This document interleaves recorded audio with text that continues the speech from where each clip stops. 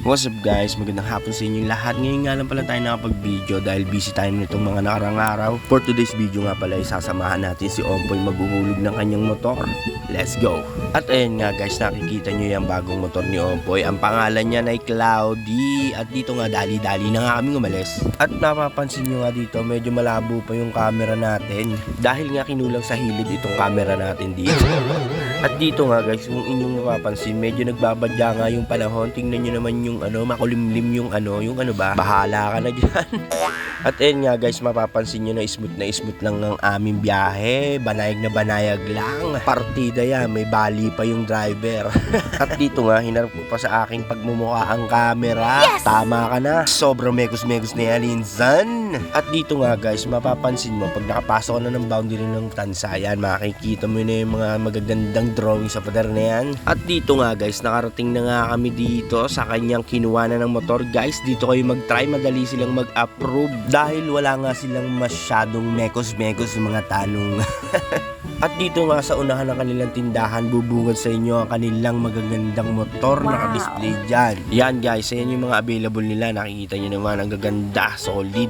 At eto nga, tamang waiting lang ako ng konti kay Kuya Ompoy. Peace muna tayo dyan, paboom. At ayun na nga, ang bilis lang nakabayad ni Kuya Ompoy dahil wala sila masyadong mga megos-megos mga insan. At dito nga guys, palakad na nga kami. Ay hindi, nakamotor nga pala kami. Hindi, dito, nagdi-decide nga kami. Dumaan kami ng palengke ng Tansa. Ayan, nandito na kami sa palengke ng Tansa. Bibili kami ng aming merienda. Gusto namin bumili ng lulutuin namin mga frozen food. Let's go, samahan nyo kami. Arat na. Ayan, tingnan nyo naman si Insan. Tamang kamot lang ng ilong. Ayan, tignan mo naman pagmumukha.